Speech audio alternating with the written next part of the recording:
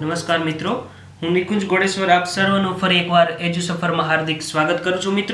મિત્રો આજે આપણે ભણીશું બંધારણનો એક ટોપિક જેનું નામ છે એડવોકેટ જનરલ. આજનો આપણો ટોપિક છે એડવોકેટ જનરલ. એને કહેવાય છે કે રાજ્યના મહાધિવક્તા એમ પણ કહેવાય. હવે આપણે થોડું જોઈ લે કે આપણે કયા કયા ટોપિકનો આગળ અભ્યાસ કરી ચૂક્યા છીએ. પેલું રાષ્ટ્રીય પ્રતીકો આપણે ભણી ચૂક્યા છીએ, બંધારણનું નિર્માણ આપણે ભણી લીધું, બંધારણની વિશેષતાઓ પણ ભણી લીધી, બંધારણની પ્રસ્તાવના પણ ભણી લીધી, રાજ્યનું પુનર્ગઠન ભણી લીધું. ત્યાર પછી આપણે સંઘ અને રાજ્ય ક્ષેત્ર પણ ભણી લીધું. સાતમું નાગરિકતા વિશે આપણે ચર્ચા કરી લીધી. આઠમો ટોપિક હતો એ મૂળભૂત અધિકારો, એ પણ આપણે કવર કરી લીધો. નવમો ટોપિક મૂળભૂત ફરજો કવર કરી લીધો છે. 10મો ટોપિક રાષ્ટ્રપતિના પાર્ટ 1 અને પાર્ટ 2 એ પણ આપણે ભણી ચૂક્યા છીએ.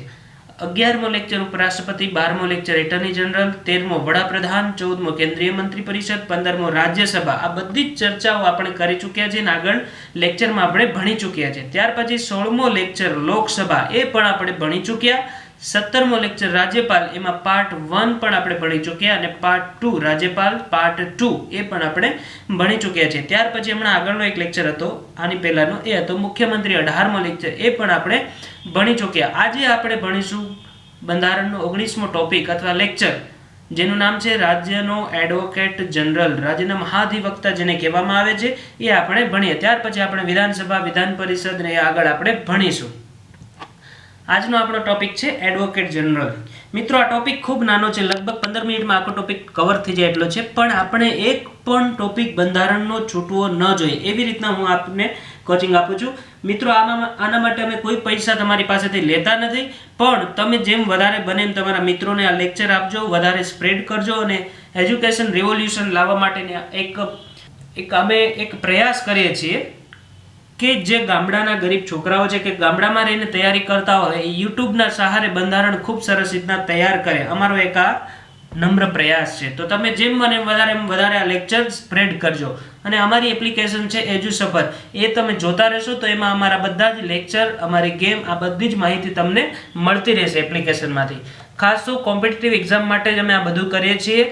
અમારે કોઈ પૈસા રળવા માટેનો ઉદ્દેશ્ય નથી, પણ વધારે સારું એજ્યુકેશન ફ્રીમાં આપી શકે એવો અમારો આ પ્રયાસ છે. તો આજના ટોપિક ઉપર આપણે ચર્ચા કરીએ. રાજ્યનો એડવોકેટ જનરલ જેને કહેવાય છે રાજ્યના મહાધિવક્તા, એમની બંધારણમાં જોગવાઈઓ શું શું છે એ આપણે પહેલી સ્લાઇડમાં અભ્યાસ કરીએ. ખૂબ નાનો ટોપિક છે, થોડીક વારમાં કવર થઈ જશે, પણ આપણે એક્ઝામમાં જઈએ તો ભરી બંદૂકે જવાનું છે. એક પણ પ્રશ્ન આપણને છૂટવાનો જોઈએ, એક પણ પ્રશ્ન આપણે બાકી નહીં રહી જવો જોઈએ. નાનામાં નાનો ટોપિક આપણે આ લેક્ચર સિરીઝમાં હું કવર કરી જ લઈશ. તો કે એડવોકેટ જનરલની બંધારણીય જોગવાઈઓ શું શું કરેલી છે એ આપણે ભણીએ. તો કે અનુચ્છેદ નંબર 165 છે, એમાં એડવોકેટ જનરલની પદ વિશે જોગવાઈઓ કરેલી છે અને એમાં એવું કહેવામાં આવ્યું છે કે રાજ્યમાં એક એડવોકેટ જનરલ હશે જેમની નિમણૂક રાજ્યપાલ કરશે અને એમની લાયકાત ઉચ્ચ ન્યાયાલય એટલે કે હાઈકોર્ટ, ઉચ્ચ ન્યાયાલય એટલે કે હાઈકોર્ટના ન્યાયાધીશ જેટલી હશે. એમની લાયકાત શું હશે? ઉચ્ચ ન્યાયાલયના ન્યાયાધીશ જેટલી. હાઈકોર્ટના જે ન્યાયાધીશ હોય એમની જે લાયકાત છે એવા વ્યક્તિને આ બંધારણીય પદ એડવોકેટ જનરલ ઉપર બેસાડવામાં આવશે અને એ અનુચ્છેદ નંબર 165 પ્રમાણે. અને એમની નિમણૂક કોણ કરશે? તો કે રાજ્યપાલ. હવે એમની યોગ્યતાઓ આપણે જોઈ લઈએ કે એડવોકેટ જનરલ કોઈ પણ વ્યક્તિ હોય તો એનામાં કેટલી યોગ્યતા હોવી જોઈએ. તો કે ભારતનો નાગરિક હોવો જોઈએ, ભારતનો નાગરિક હોવા જોઈએ.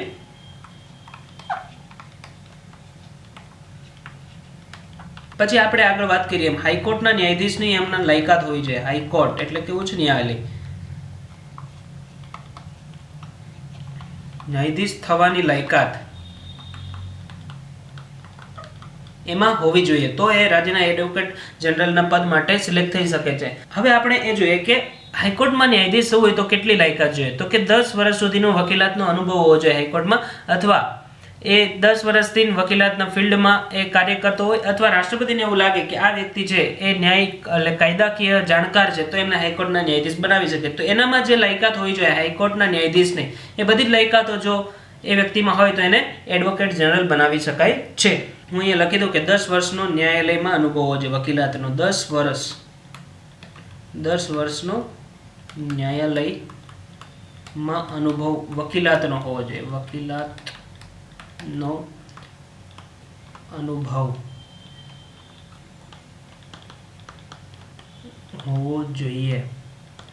આ એમની થઈ લાયકાત, એમની યોગ્યતાઓની આપણે ચર્ચા કરી. પછી એમની નિમણૂક કઈ રીતના થાય, તો આપણે કીધું હતું અનુચ્છેદ નંબર 165 પ્રમાણે આમની નિમણૂક થતી હોય છે. અને કોણ કરતું હોય છે, તો કે રાજ્યના રાજ્યપાલ કરતા હોય છે. પણ એમાં એક કન્ડિશન છે, એમની નિમણૂક કરવામાં સલાહ કોણ આપે, તો કે રાજ્યની જે સરકાર હોય છે એટલે રાજ્યના મુખ્યમંત્રીની સલાહ પ્રમાણે રાજ્યપાલ હોય છે, રાજ્યના રાજ્યપાલ એ એમની નિમણૂક કરતા હોય છે. કોની, તો કે એડવોકેટ જનરલની. ઓકે, હવે આપણે આગળ જોઈએ તેમનો કાર્યકાળ શું હોય છે એ આપણે ચર્ચા કરીએ. તો કે એડવોકેટ જનરલનો કાર્યકાળ કોઈ ફિક્સ નથી, કોઈ ફિક્સ કરેલું નથી બંધારણમાં. હા, તો આપણે જોયું કે એડવોકેટ જનરલનો કોઈ કાર્યકાળ ફિક્સ નથી, પણ એને ક્યાં સુધી એ રહી શકે, તો કે જ્યાં સુધી રાજ્યની જે સરકાર હોય છે એ પદ ઉપર રહે. રાજ્યની સરકાર જ્યાં સુધી પદ ઉપર રહે ત્યાં સુધી એડવોકેટ જનરલ ની બદલી કે એમને કોઈ હટાવી શકતું નથી. પણ મોટા ભાગે એવું થતું હોય છે કે મંત્રી પરિષદ જે હોય છે, રાજ્યની મંત્રી પરિષદ, એ જ્યારે રાજીનામું આપી દે ત્યારે આ વ્યક્તિ એટલે કે એડવોકેટ જનરલ પણ રાજીનામું આપી દે. શું કામ? કારણ કે એમની નિમણૂક કોણે કરી, આગળ આપણે જોયું કે મુખ્યમંત્રીની સલાહના પ્રમાણે રાજ્યપાલે એમની નિમણૂક કરેલી હોય છે. હવે આનંદીબેને જે વ્યક્તિની નિમણૂક કરી હોય એ વ્યક્તિ જો રાજીનામું આપી દે, એમની આખી સરકારના બધા જ મંત્રી પરિષદ એટલે કે બધા જ મંત્રીઓ રાજીનામું આપી દે, તો એ વ્યક્તિ પણ રાજીનામું આપી દે અથવા ન આપે તો પછી જે નવી સરકાર આવે એ પછી નવા વ્યક્તિની નિમણૂક કરવાની કે રાજ્યપાલને, અને એમને બરખાસ્ત કરીને રાજ્યપાલ એ પદ ઉપરથી એડવોકેટ જનરલને હટાવી દે એ વ્યક્તિને, અને પછી નવી સરકાર જેની સિફારિશ કરે, જેની સલાહ આપે એ વ્યક્તિને પાછા ત્યાં એ એડવોકેટ જનરલ બનાવતા હોય છે રાજ્યપાલ. એટલે ઇન શોર્ટ કે બંધારણમાં એનો કાર્યકાળ કોઈ ફિક્સ નથી, જ્યાં સુધી સરકાર છે ત્યાં સુધી પોતાના પદ ઉપર રહી શકે છે.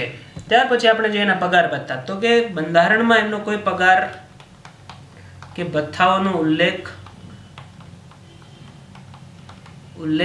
કરેલો નથી, પણ એમના પગાર ભથ્થા વખતો વખત રાજ્યપાલ હોય છે એ નક્કી કરતા હોય છે. એને કેટલો પગાર દેવો એ બધું નક્કી કોણ કરે, તો કે રાજ્યના રાજ્યપાલ નક્કી કરતા હોય છે. ઓકે, ત્યાર પછી હવે આપણે જોઈએ એમની કાર્યો અને શક્તિઓ. તો કે સૌથી અગત્યનું કાર્ય શું છે, એને શું કામ આ પદ ઉપર બેસાડવામાં છે, તો કે રાજ્યનો મુખ્ય કાયદા અધિકારી છે. એડવોકેટ જનરલ હોય છે એ રાજ્યનો મુખ્ય કાયદા અધિકારી છે. આપણે એટર્ની જનરલ એટલે કે કેન્દ્ર સરકારમાં આપણે એટર્ની જનરલ ભણ્યા હતા, એમાં એટર્ની જનરલ હોય છે કેન્દ્ર સરકારમાં, એમની નિમણૂક વડાપ્રધાનને સલાહ પ્રમાણે રાષ્ટ્રપતિએ કરી હોય છે. તો એ કેન્દ્ર સરકારનો સૌથી મુખ્ય કાયદાકીય અધિકારી હોય. પણ રાજ્ય સરકારમાં જે એડવોકેટ જનરલ છે એ મુખ્ય કાયદાકીય અધિકારી હોય છે. પછી એમને કાર્ય શું કરવાના હોય, તો કે રાષ્ટ્રપતિ અને રાજ્યપાલ જે કાર્યો એને સોંપે અથવા જે વિષયો પર સલાહ આપવાનું રાજ્ય સરકારને કહે એ સલાહ આ એડવોકેટ જનરલ આપતા હોય છે. તો કે રાષ્ટ્રપતિ પ્લસ રાષ્ટ્રપતિ અને રાજ્યપાલ જે વિષયોની સલાહ આપવામાં આવે રાજ્ય સરકારને સલાહ આપવાની કહે તો એ કોણ આપે, તો કે એડવોકેટ જનરલ. પછી એને એ પણ એક એમને શક્તિ છે કે રાજ્યની કોઈ પણ ન્યાયાલયમાં જઈને, રાજ્યની અંદર કોઈ પણ જે કોર્ટ હોય છે એમાં એ સુનાવણી કરી શકે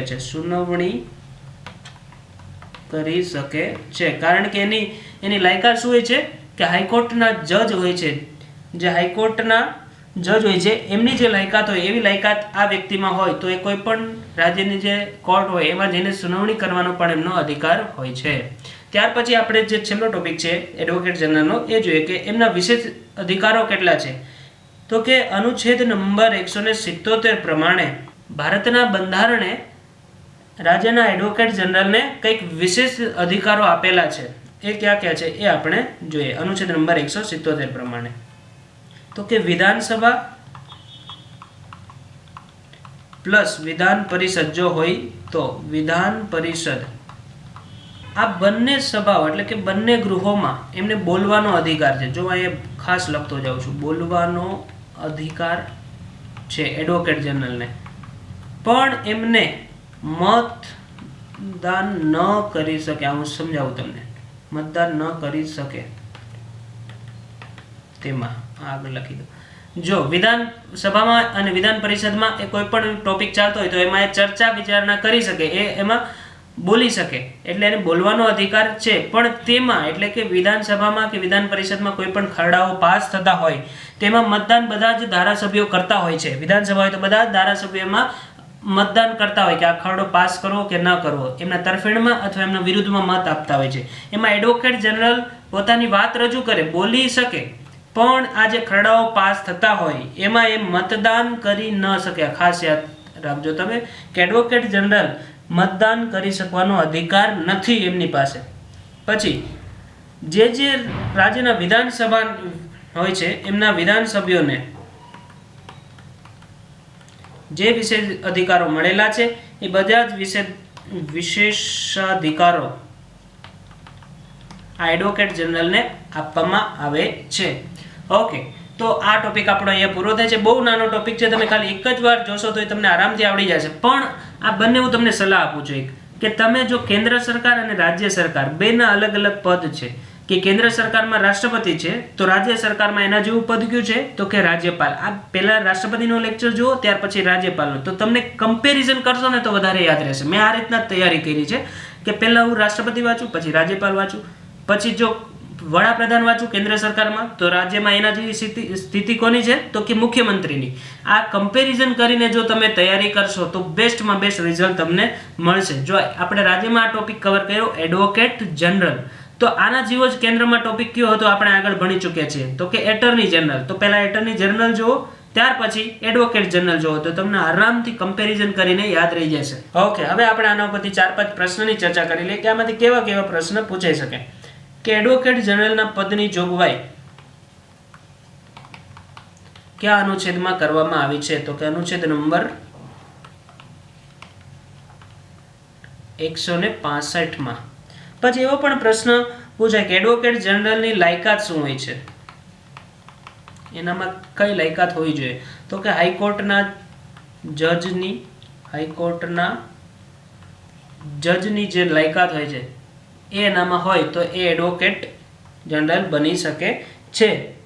પછી એવો પણ પ્રશ્ન પૂછાય કે એમની નિમણૂક કોણ કરે, એડવોકેટ જનરલની નિમણૂક કોણ કરે તો કે રાજ્યપાલ. પછી એવો પણ પ્રશ્ન પૂછાય કે રાજ્યપાલ છે એ કોની સલાહથી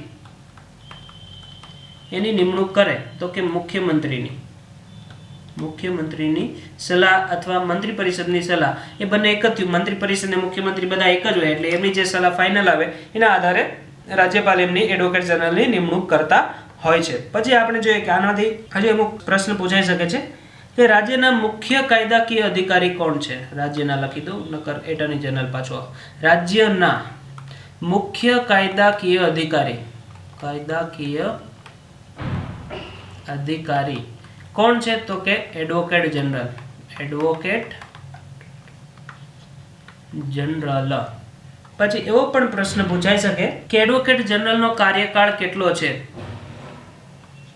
કાર્યકાળ કેટલા વર્ષનો છે એવો પણ પૂછાઈ શકે. તો કે કોઈ બંધારણમાં ફિક્સ એનો કાર્યકાળ આપેલો ફિક્સ નથી અથવા નિશ્ચિત નથી. ઓકે, થેન્ક યુ મિત્રો, ખૂબ ખૂબ આભાર આપ સૌનો લેક્ચર જોવા બદલ. અમારા તમામ અપડેટ માટે ગૂગલ પ્લે સ્ટોર પર જઈ EDUSAFAR અલબત્ત EDUSAFAR લખી સર્ચ કરી આપ પહેલી જ એપ્લિકેશન ઇન્સ્ટોલ કરશો. આ વિડીયો જોવા બદલ આપનો ખૂબ ખૂબ આભાર.